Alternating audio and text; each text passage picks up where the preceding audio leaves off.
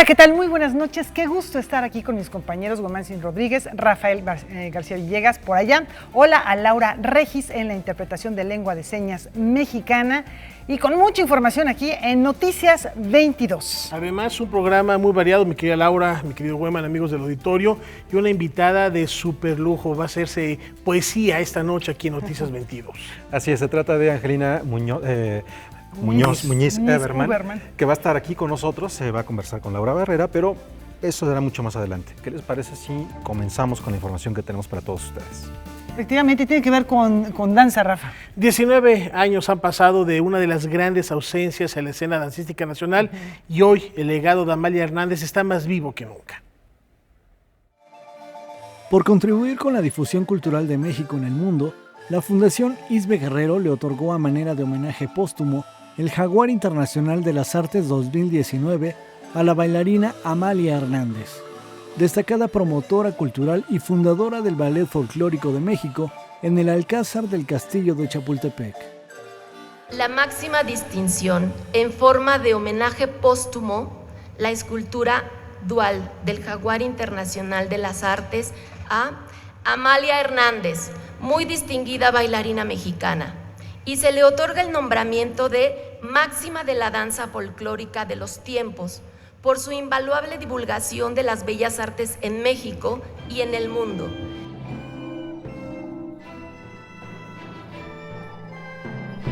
Amalia tuvo esta maravillosa capacidad, talento para traducir lo que sucedía en los pueblos, en las fiestas, y plasmarlo en un escenario y cómo lograr transmitir a los públicos a través de esta emoción, de esta conexión con la gente, el más profundo sentir del pueblo. La disciplina, el talento, la visión y consolidar una institución que hoy, a 67 años de vida, no solamente subsiste, sino que es una compañía con un enorme éxito y un enorme reconocimiento en todo el mundo. Este reconocimiento que se otorga a los creadores más destacados del arte y cultura también lo recibieron los integrantes del Ballet Folclórico de México por sus 67 años de historia. Me parece que el contexto de este reconocimiento sería la enorme trayectoria de la compañía, esta lucha de inicios de los 50 de Amalia por consolidar en principio una agrupación dancística, y después ha tomado una dimensión muy importante porque proyecta y genera toda esta magia y esta diversidad y este colorido de nuestra cultura. Para conmemorar el 102 aniversario del nacimiento de su fundadora, la compañía preparó algunas presentaciones especiales en el Palacio de Bellas Artes. Ahora invitamos al Mariachi Vargas, que es una institución musical representativa del país, estará este miércoles 18, la Marimba Nandayapa el miércoles 25, el 30 de octubre un grupo que se llama Mono Blanco, un grupo veracruzano. Entonces, estamos buscando ideas, proyectos que enriquecen el trabajo del ballet y que también contribuyen a cumplir con el objeto social del ballet, que es la difusión y la promoción de la cultura de México. Noticias 22, Óscar Cortés. Bueno, ahora vamos con asuntos que tienen que ver con la literatura y además con la promoción de la lectura. Así es, se trata de la editorial Almadía, que tiene novedades. A unos meses de cumplir 15 años, Editorial Almadía lanza una nueva colección de libros que ya han publicado, pero que se siguen pidiendo. Entre los autores están Margot Glantz, Juan Villoro, Guillermo Fadanelli y Bernardo Esquinca.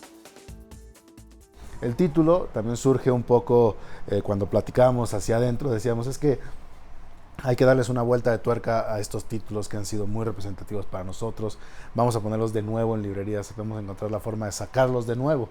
Y Alejandro Magallanes dijo, bueno, pues que la colección se llame De Nuevo Almadía, ¿no? Es muy simple, pero al final dice mucho un poco de lo que queremos hacer.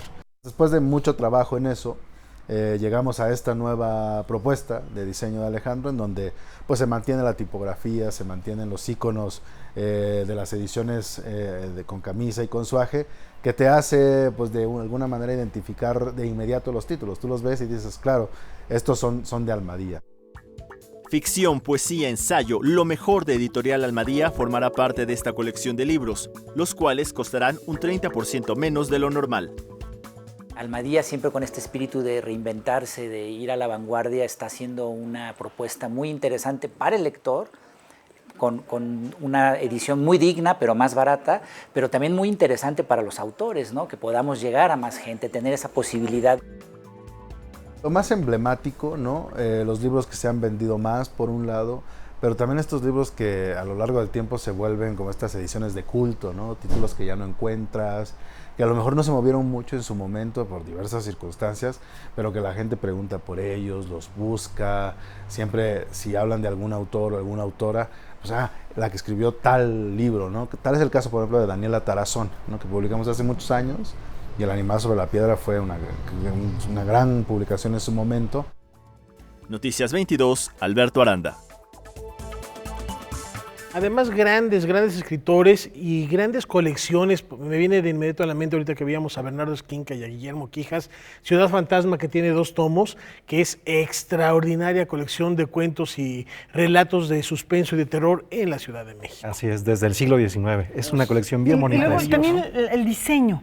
Yo creo que de uno de los éxitos de Almadía, además de tener propuestas alternativas de autores muy conocidos y otros no tan conocidos, pero que son muy originales, la propuesta de diseño, el vestido, la imagen, la ilustración de los libros es muy atractiva, es una obra en sí mismo. Entonces son libros realmente coleccionables. Así es, y que tiene en sus manos, por ejemplo, Alejandro Magallanes, ¿no? Es uno de sus estrellas, ¿no? Así es, y una cosa interesante con este sello, que pues que celebramos esta nueva colección y las que vengan en los próximos meses, es poner el ojo en ciertos escritores que no eran del todo conocidos en nuestro país o en nuestra lengua, y de pronto se convierten en verdaderamente todo un hit, como es el caso de Gonzalo Tavares, este escritor portugués, que es publicado en Almadía desde hace ya algunos años y que ahora es uno de los importantes y referentes de la literatura contemporánea. O sea, hay buen ojo, y también llama la atención, Rafa, que, por ejemplo, hay autores muy conocidos que de pronto se van a una editorial independiente, que aunque tiene ya una muy buena distribución, lo han hecho desde hace mucho tiempo, como Juan Villoro, ¿no? Que, bueno, pues puede tener la editorial que quiera, que le distribuya los miles de ejemplares que él desea, porque pues así tiene de lectores, así tiene de reconocimiento, y le interesa estar en una editorial independiente como Almadía. Pitón también les dio un libro. Garantía de calidad, Editorial Almadía, con estas novedades que nos tiene, pero también que nos tiene novedades es la Orquesta Filarmónica de la UNAM, que ya está afinando para su 3ª temporada. En conferencia de prensa se dieron a conocer los pormenores de la última temporada del año de la Orquesta Filarmónica de la UNAM, así como los avances de su programa artístico para el próximo año, cuando se celebrará en todo el mundo el aniversario 250 del nacimiento de Ludwig van Beethoven. Además, se anunció que a partir de enero, el pianista Iván López Reynoso fungirá como director asociado de la agrupación, trabajando de la mano con su actual director artístico, el maestro Máximo Cuarta, quien a su vez ha recibido el respaldo para prolongar su relación con la OFUNAM hasta diciembre de 2020, en aras de afianzar su proyecto con la orquesta. Tenemos esta novedad de haber el director asociado Iván López Reynoso, que es un joven muy talentuoso, con el cual seguramente va a ser una colaboración muy de gran placer y seguramente un valor agregado muy grande para la orquesta. La propuesta musical del conjunto universitario para esta 3ª temporada regular, conformada por 8 programas, incluye el trabajo orquestal de 25 compositores de diversas épocas y procedencias. Vamos a disfrutar seguramente un programa muy vario, que tiene un particular ojo en la música rusa, porque vamos a ver cuadros de unas exposiciones, El pájaro de fuego y Sherazad, además del concierto para violín de Prokofiev número 1, que ve como solista un violinista de la orquesta que ganó la audición. Y además de esto, la próxima semana tenemos la abertura de la tercera temporada con un concierto para violín de Mozart y dos de los más famosos poemas de Liszt, que fue un grandísimo compositor, aunque grandísimo pianista. La UFUNAM trabaja ya en el diseño de un programa conmemorativo para celebrar el legado del genio de Bonn. El próximo año se programarán las 9 sinfonías y los 5 conciertos para piano. Además, se encargará a 9 compositores, aún por confirmar, la creación de una obra referente a cada una de las sinfonías. Por lo pronto, para esta tercera temporada se alista el estreno de la obra sinfónica Chimbal del mexicano Víctor Rasgado. Tenemos estrenos de música mexicana y el próximo año vamos a tener juntamente con las 9 sinfonías de Beethoven, vamos a tener 9 compositores mexicanos. Entonces eso me parece muy importante, que van a escribir una obra juntamente con la sinfonía, cada sinfonía que va a estar en el programa. Es un balance siempre muy particular en esta.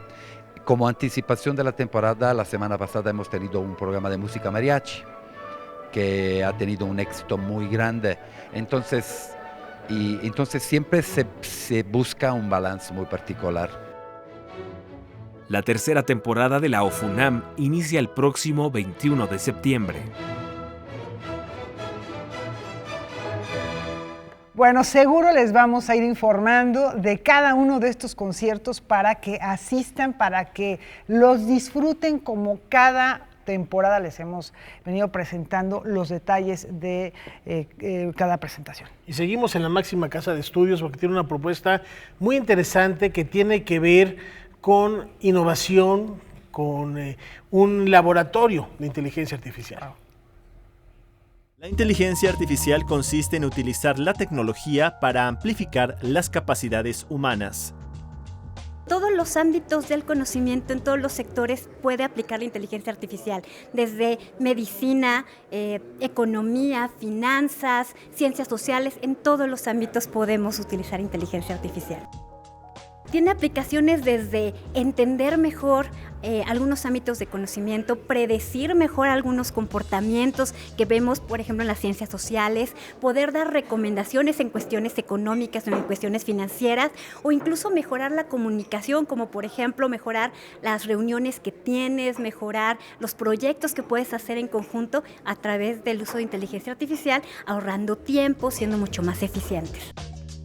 Microsoft invirtió 5.5 millones de pesos en el equipo de un nuevo laboratorio de inteligencia artificial, el cual estará ubicado en la Facultad de Ingeniería de la UNAM y estará a disposición de alumnos y académicos.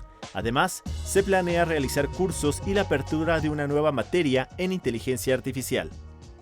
Se va a haber cursos de todo tipo, desde cursos de inteligencia artificial, de desarrollo de inteligencia artificial utilizando nuestras aplicaciones o soluciones como es Azure, pero también vamos a tener cursos alrededor de nuestra plataforma de productividad Microsoft 365, que se compone de Office 365, la parte de Windows y la parte de Enterprise Mobility and Security. Entonces vamos a tener una gama de todo tipo, por lo cual podemos cubrir cualquier tipo de disciplina.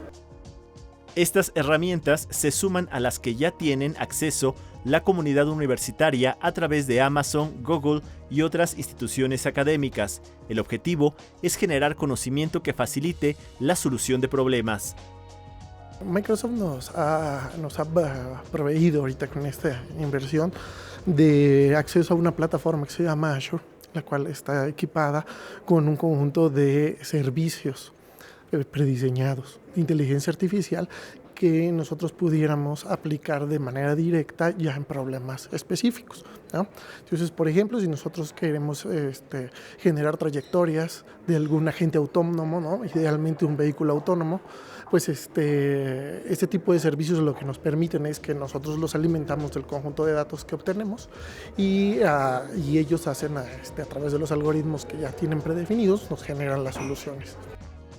Es el espacio indicado para desarrollar proyectos de impacto social, alto impacto social, proyectos ligados al ambiente, analizando variables físicas, proyectos analizando comportamiento humano a través de sensores, son variables fisiológicas y otro tipo de fuentes de datos. y más aún en el contexto actual en el que vivimos, con los datos abiertos, podemos generar el análisis de patrones, de comportamientos, ya sea haciendo una analítica descriptiva, predictiva, inclusive prescriptiva, para poder sacar ciertas inferencias. Noticias 22, Alberto Aranda. Y a propósito de la UNAM y de las nuevas tecnologías, la Twitter University Ranking presenta su lista 2019 y con más de 3 millones de seguidores, la UNAM encabeza esta lista de universidades con tuiteros por encima de Europa y Estados Unidos. ¿Quién dices que lo dice? Twitter University Ranking 2019. ¡Wow! O sea, digamos que es un estudio que tiene un nivel internacional. Todas las universidades. Y que entran... quienes tienen seguidores, y la UNAM está hoy por hoy en el número 1. Yo imagino que tiene que ver esto también con el prestigio de las instituciones, ¿no?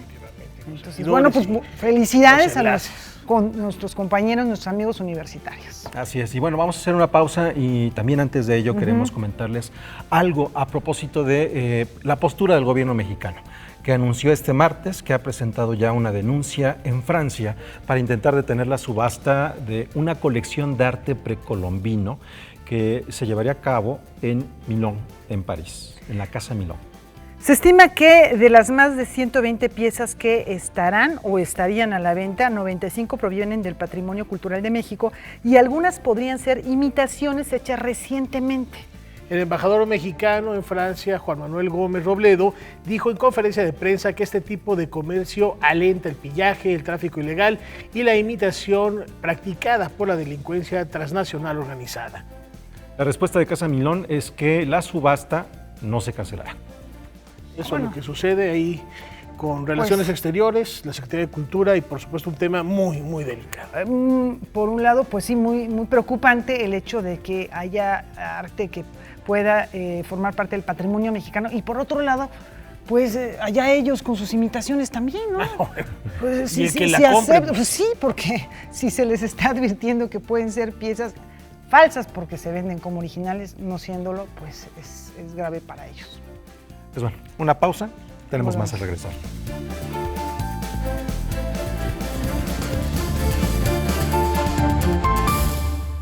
Especialistas en distintas ramas del saber se van a reunir en la UNAM para reflexionar sobre la herencia científica, cultural y estética de Alexander von Humboldt.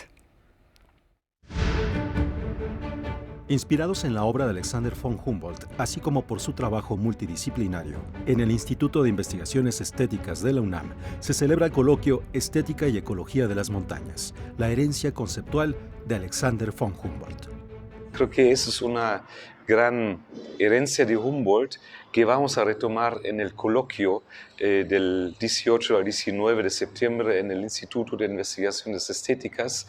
Entonces analizamos imágenes y su potencial discursivo en un diálogo con geólogos, con biólogos, con arquitectos, con historiadores ambientales, de esta manera fomentando también la idea de Humboldt de un trabajo transdisciplinario, donde no cada uno se retira a su fortaleza de la disciplina, de la química, de la física o de la historia del arte, sino todos en la misma mesa, en un proyecto colectivo para entender esa gran herencia de Humboldt. Uno de los maestros de Humboldt fue el memorable biólogo Jörg Forster, quien viajó en algunas de las expediciones del capitán Cook. Forster fue quien enseñó a Humboldt a leer el paisaje, lo que le permitió al joven alemán recopilar información científica y artística para observar su entorno, desde las profundidades del conocimiento volcánico y mineral hasta la biología y la actividad humana. Uno de mis colegas que va a participar en el coloquio es de la Terra Foundation en Chicago. La Terra Foundation nos apoya mucho en el coloquio y él es un precursor, es historiador del arte y hace lecturas ambientales de la historia ambiental en la imagen. Entonces, si tenemos el conocimiento, vemos en obras de Frederick Edwin Church, por ejemplo, ya los primeros pasos de la destrucción de la civilización, alteraciones del paisaje que a veces parecen mínimo, pero ya es el germen de lo que tenemos hoy, donde grandes paisajes naturales desaparecen, están en un estado de erosión, de contaminación, y, digamos, la imagen nos proporciona información sobre eso, y a veces es como ese principio de la humanidad. Primero me hago la imagen de algo y luego lo conquisto, luego lo destruyo. Estamos en tiempos de la autodestrucción. El coloquio también tiene 2 actividades con la participación de artistas actuales con una visión crítica del paisaje. E incluimos también actividades del arte contemporáneo. Entonces tenemos, por ejemplo, un invitado de Suiza, George Steinmann, que trabaja en su obra artística la desaparición de los glaciares en su país, en Suiza, en otras regiones del mundo. Y también vamos a presentar un libro de mi autoría sobre Fernando Cordero, un fotógrafo mexicano que tiene una visión del paisaje, una visión crítica neo-humboldtiana. La presentación del libro de Fernando Cordero será el miércoles 18 de septiembre, con una exposición fotográfica en el Seminario de Cultura Mexicana a las 19 horas, con la participación del artista, del investigador Peter Krieger y del arquitecto Felipe Leal. Y el jueves por la noche a la misma hora, el artista suizo Jörg Steinmann tendrá una recepción en Lagos Art Center, en la colonia Anáhuac.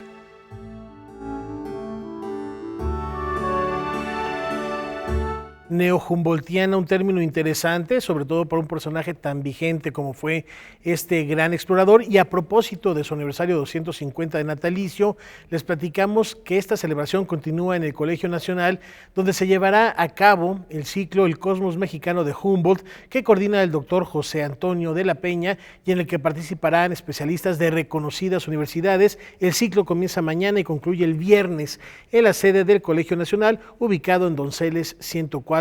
Tantas aristas para conocer más sobre la vida y los aportes de este naturalista, de este hombre del Renacimiento, ya en el siglo XIX.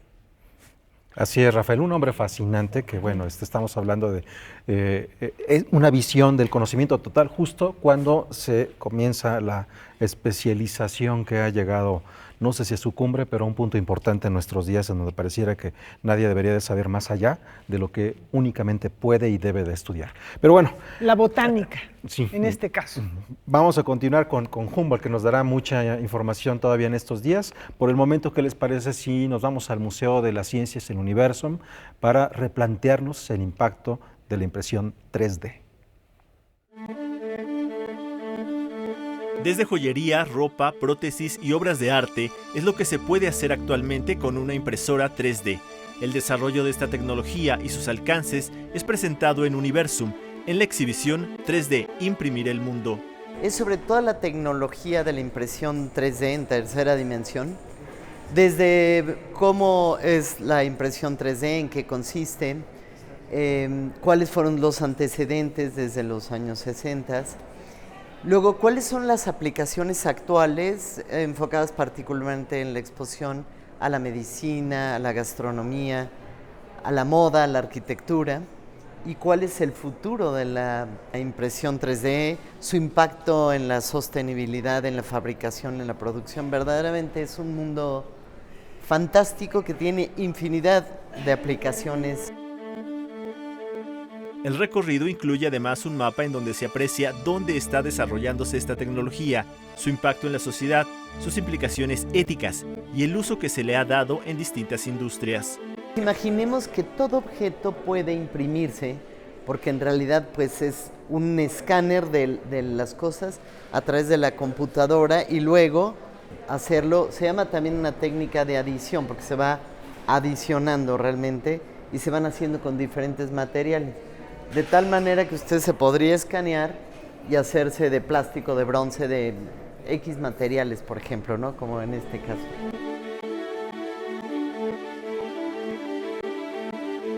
Por ejemplo, una gente que padece el corazón, se le va a escanear su corazón y en un material que sirva de andamio se va a producir su corazón con sus mismas células sanas y se le va a hacer un autotrasplante de un corazón perfecto, hecho con su propio corazón. Esa es una aplicación entre muchas más maravillosas que tiene. Noticias 22, Alberto Aranda. Bueno, y las posibilidades que tiene y tendrá la impresión 3D en los ámbitos que podamos imaginar, Rafa Wellman, la medicina en gran medida. Así es, ¿no? sí, porque ya hay muchos trabajos que están utilizando material orgánico y bueno, eso ya, vamos a ver si lo vemos en liminal, ¿no? Eso si no nos seguimos volviendo tan malos. ¿Y por qué lo digo? Porque esa es la premisa del debate de esta noche. Terminando Noticias 22, Yuli García los espera con ese tema. No le cambien, sigan en sintonía del canal. ¿Por qué somos o por qué nos volvimos tan malos? Lo van a debatir el mal es desde el punto de gran vista tema filosófico, esta disertación. Quizá el gran tema de la humanidad de todos los tiempos. Así es, y bueno, vean este programa Debate 22, terminando Noticias 22. Sin embargo, el tema es bastante amplio y hay un personaje muy importante para la UNAM que fue Santiago Genovés, que escribió mucho sobre esto, sobre hizo la programas maldad. de televisión también. Así es, en el 94 hizo una serie. Así es. Una serie, un interés por divulgarlo al gran público. No sean malos, nos tenemos que ir a corte. No sean malitos. Vamos a una pausa.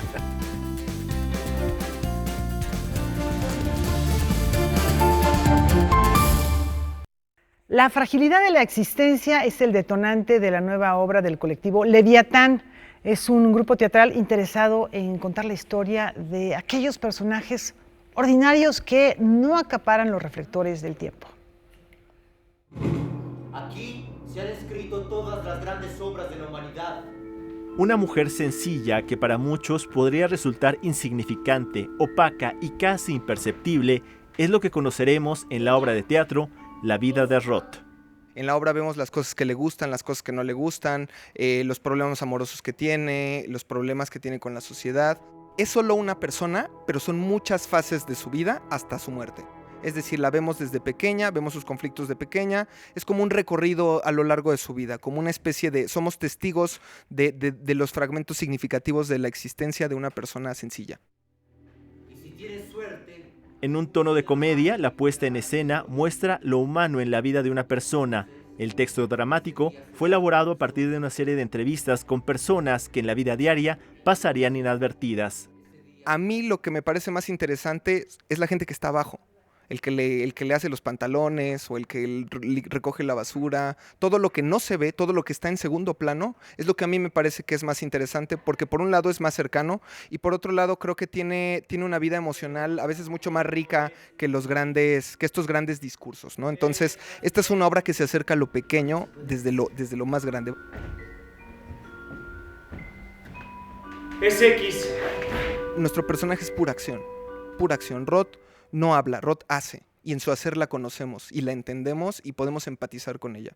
Entonces, a nivel formal es así como está planteado. Nos interesa el valor de la palabra y nos interesa mucho el valor de la acción. A la vez hay video, hay muchas coreografías, es casi una obra musical.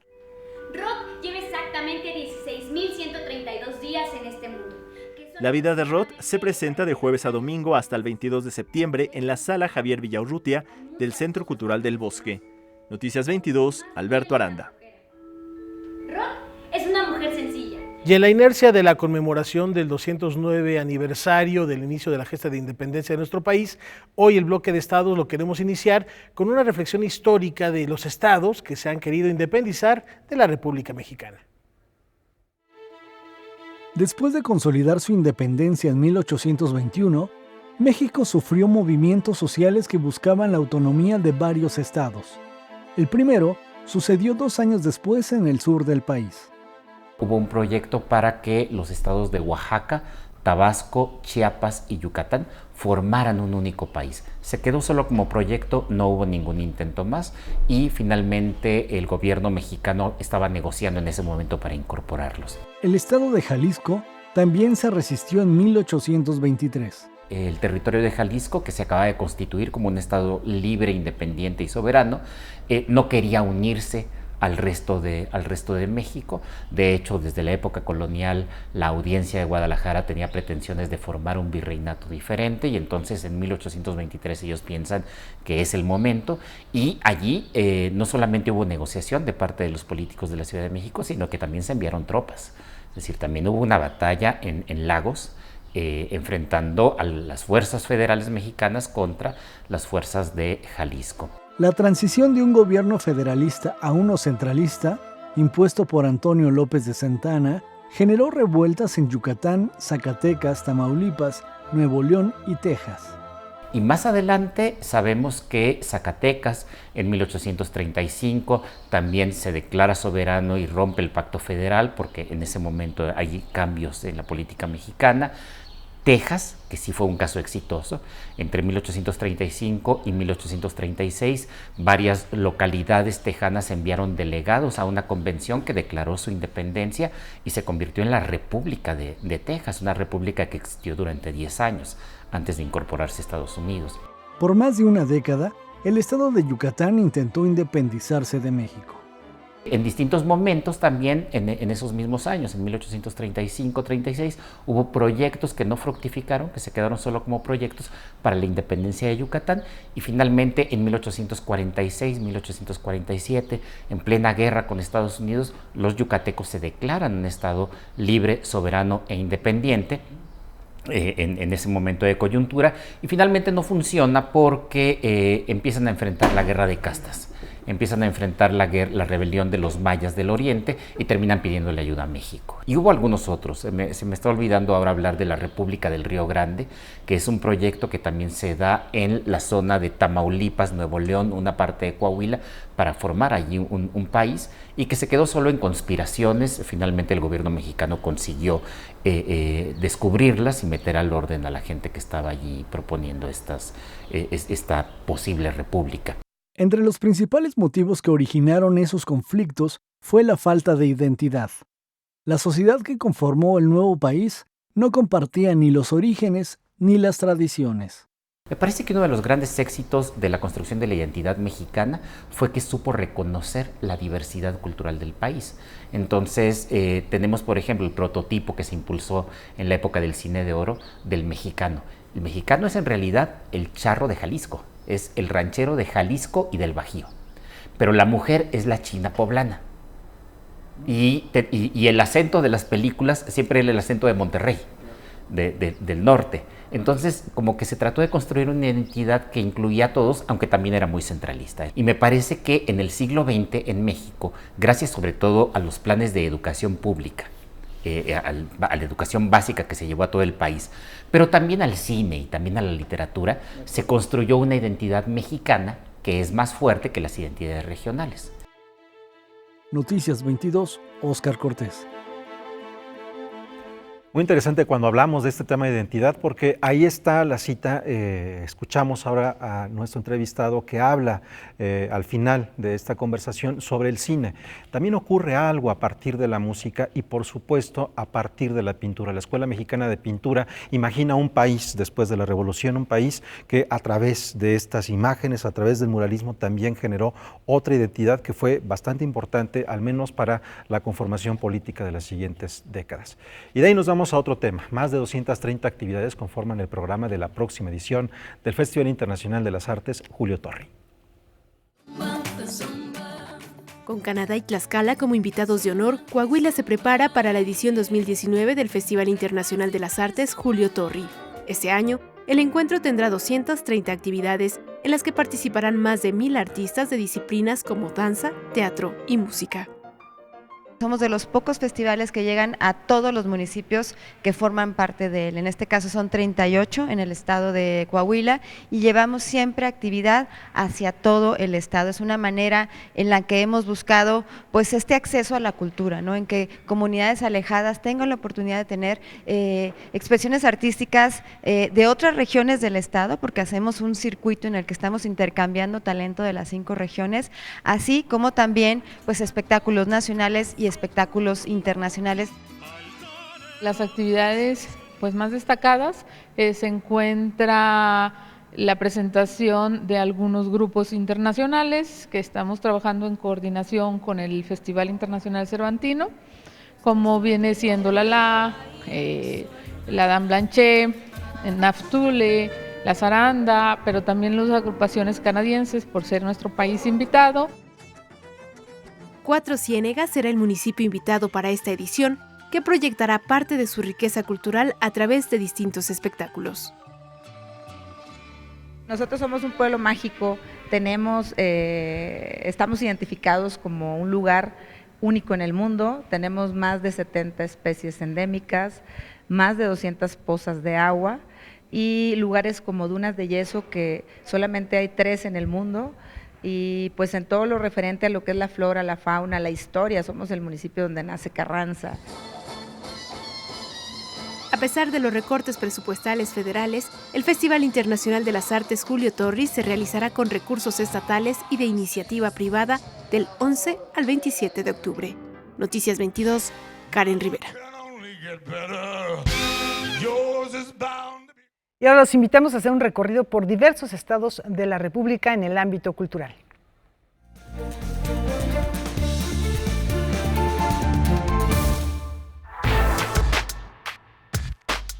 Reflexionar sobre los nuevos retos y perspectivas culturales es el nuevo enfoque del Fórum Cultural Guanajuato, que después de 13 años, sus espacios destinados a las artes escénicas, plásticas y visuales se actualizan y buscan sumar alianzas para poder llevar a la población de Guanajuato una programación de calidad. En la historia del Fórum, siendo uno de los complejos culturales más importantes del centro del país, se ha logrado atender a 4,5 millones de personas.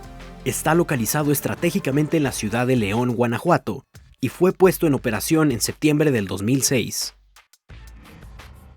Aún no terminan las fiestas del 21º aniversario del Museo de Arte Moderno Guillermo Ceniceros en Durango, y, a manera de conmemoración, se inauguró la exposición Itinerarios Gráficos, del artista Demián Flores.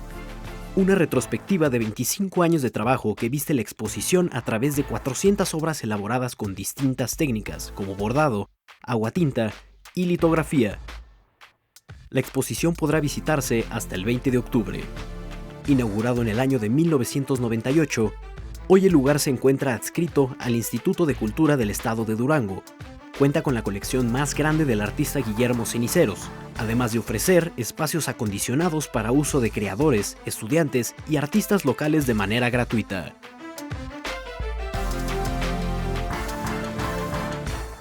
Bueno, y después de esto nos vamos a una pausa.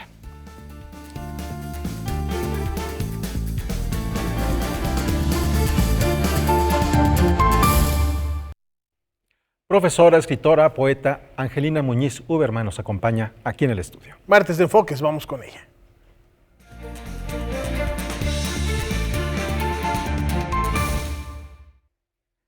Nació en Francia, de padres que escapaban de la Guerra Civil Española, vivió en Cuba, es naturalizada, ciudadana mexicana, como ya bien decía Huemansin, investigadora, doctora en letras, narradora, poeta, docente, ganadora del Premio Nacional de Ciencias y Artes en su edición más reciente, 2018, en el ámbito de literatura y lingüística.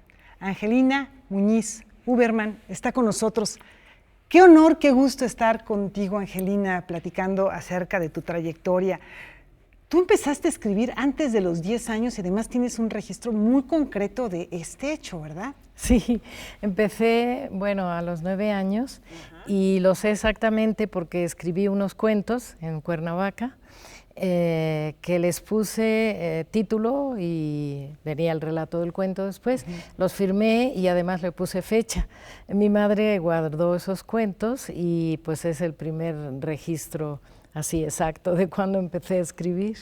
Uno podría imaginar que eras una niña muy metódica y bueno, esto quizá vinculado a que serías una investigadora también muy acuciosa. ¿Lo eras? ¿Eras una niña muy organizada, digo, a esa edad?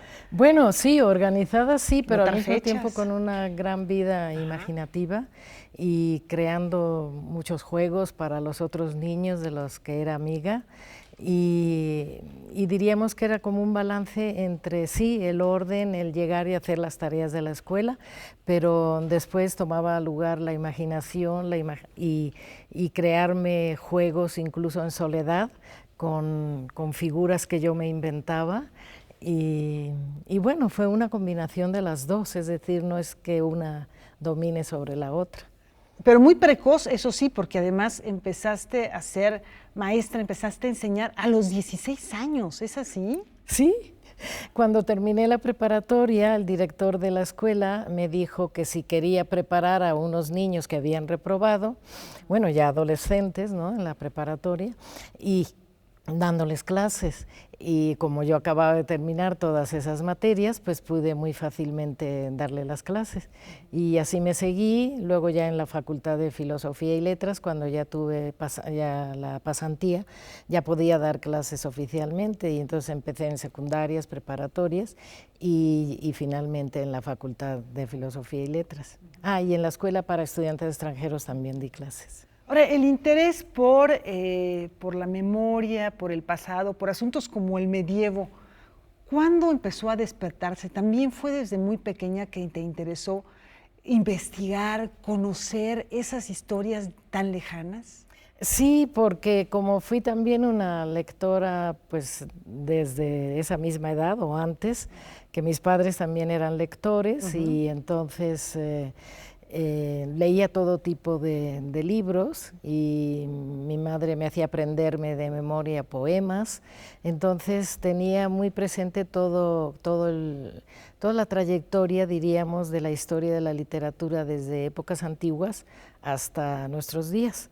Y siempre estaba pensando en esos libros que yo había leído y que alguna vez también escribiría historias sobre ese tema. Ahora, ¿tú crees que ahora que vivimos en un mundo de tanta inmediatez, en el que a lo mejor el pasado pareciera que no importa tanto como lo que va a ocurrir en este momento, lo que va a ocurrir en el segundo que se aproxima, sobre todo a veces mucho vinculado con las tecnologías, las redes sociales, los jóvenes?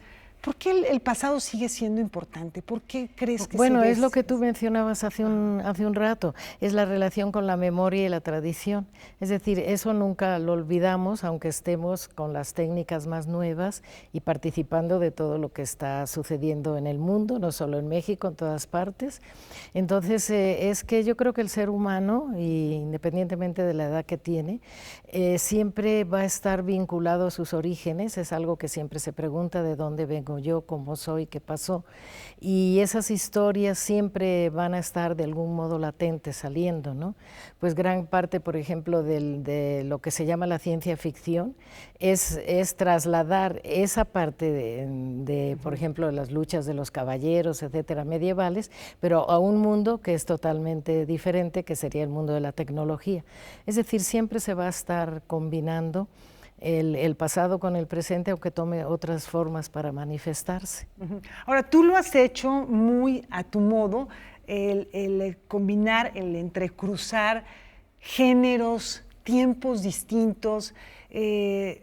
Haces poesía que no creo que entre ni en ficción ni en pura imaginación, porque hay algo de biográfico, hay algo de realidad, pero también has hecho, obviamente, investigaciones muy claras desde el punto de vista histórico, ensayo en el que hay subjetividad, en el que hay datos duros, opinión, has hecho ficción, en fin, y has creado un género nuevo con todo esto. ¿Nos puedes platicar de la creación de este género que llamas pseudomemorias? ¿Cómo es ello? Bueno, mira, me dijiste varias cosas, vamos a ver si las puedo ordenar un poco. Sigue siendo lo mismo, es decir, tú acumulas a lo largo de la vida en tu mente, pues desde la última noticia que lees en el periódico hasta un relato de la Edad Media o de la época de los griegos, de los romanos o bíblico, ¿no? Entonces, todo ese mundo se te va armando de tal modo que, por ejemplo, para la investigación sí me tengo que atener a los datos, a las citas, a los estudios, pero esa misma investigación me va a servir para después liberarme y ya no estar apegada a las reglas de la investigación y ser totalmente, pues hasta transgresora de todas esas historias, y entonces ya convertirlo en ficción. La poesía me permite también interiorizar en un ritmo de las palabras, porque yo también empecé a estudiar música desde muy chica, y entonces ese ritmo de la musicalidad, que lo tiene también la poesía, claro, también lo puedes romper en determinado momento y crear otro nuevo ritmo, y además la poesía te libera de todo, ya no tienes que seguir reglas y puedes unir palabras que normalmente dirías, eso es imposible, ¿no?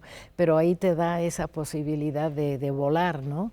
Y es así como he ido combinando los pseudogéneros porque me los salto.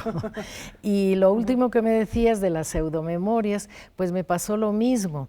Es decir, yo pensaba, bueno, este hecho de haber salido de España, de nacer en Francia, de luego Cuba y luego México, la Segunda Guerra Mundial, todo lo que ha ido pasando, me interesa mucho también el mundo de la infancia, porque en la infancia todavía no te han matado los adultos la imaginación, que luego en la escuela tristemente te la van cortando para que seas ordenado, para que te portes bien, etcétera, etcétera. Las cosas fueron así y no cambies y así tienen que ser. Entonces, cuando empiezo a escribir las pseudomemorias para recordar mi llegada a México, porque era un momento muy especial, uso la primera persona, pero no puedo seguir, porque la primera persona te inhibe, te cohíbe, no quieres contar ciertas cosas. Entonces, me pasé a la tercera y me inventé un personaje que es mezcla de mi nombre y el de mi marido.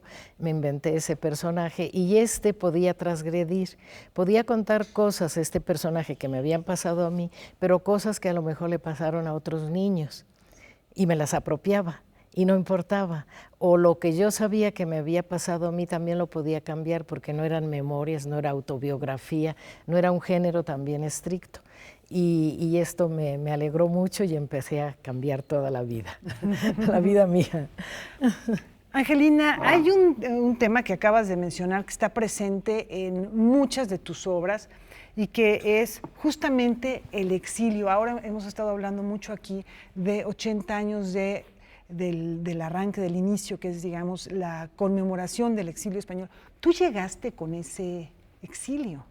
Bueno, por esos tiempos, ¿no? Ajá. Sí, yo no llegué con los primeros grupos, en los primeros barcos, porque la historia mía es un poco diferente también en ese sentido. Mi padre era periodista y entonces él estaba allí con la guerra y yendo al frente y contando todas las historias, etcétera. Pero él, viendo cómo estaba la situación de mal, aprovechando que mis tíos tenían una casa en el sur de Francia, pues le dijo a mi madre que se fuera para allá. Entonces él se quedó todavía en España y mi madre, embarazada de mí, nos fuimos a Francia. Después él ya también llega a Francia y pierde la guerra la República, gana Franco y mientras en Europa Hitler y Mussolini ya están en las primeras filas, ¿no? Y él, precisamente por su conocimiento como periodista, dice, no, esto está muy mal, nos tenemos que ir de Europa. Y vamos primero a Cuba, llegamos en el 39, poquito después que termina la Guerra Española, y un poco antes de que empiece la Segunda Guerra Mundial. Llegamos a Cuba, nos quedamos allí 3 años aproximadamente, y después ya deciden mis padres venir a México. Llegamos a México en el 42, en 1942. Yo tenía entre 5 y 6 años más o menos, y ya pues de ahí en adelante ya mi vida es en México. Ahora, está el exilio y está la investigación que tiene que ver con los sefaradí, con la cultura sefaradí, con la cultura judía. Está también la cábala muy presente. ¿Cuál es tu religión? ¿Eres practicante de esta religión o es más un acercamiento cultural? No, mira, es muy interesante también la historia de mi madre, que es la que me dice que somos de origen criptojudío, y que cuando el decreto de expulsión de 1492, la opción era salir al exilio o convertirse al cristianismo. Y los que quedaron y se convirtieron, muchos de ellos llevaban doble vida. Fuera de la casa pues ya habían sido convertidos a veces a la fuerza, y tenían que ir a la iglesia, etcétera. Y dentro de la casa era la religión judía. Pero la religión judía está muy relacionada con eso que tú también mencionabas, tradición y memoria, historia. Entonces es en ese sentido diferente a la católica. Y el caso fue que con tantos ires y venires y con tantas mezclas que tengo en mis orígenes, pues que yo resulté no religiosa. Y entonces yo no sigo ninguna religión.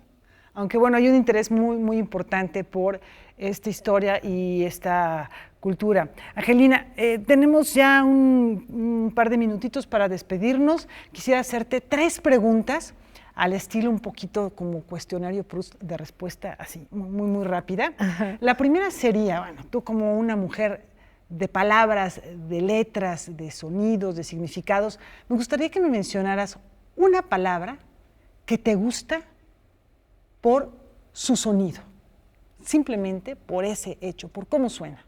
Sosiego. Ahora, una palabra que te gusta por su significado propiamente. Por su significado.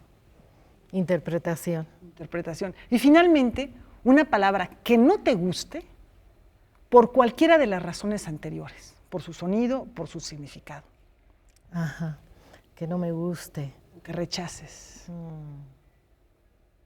Los diminutivos, no me gustan. En general, no te gustan los diminutivos.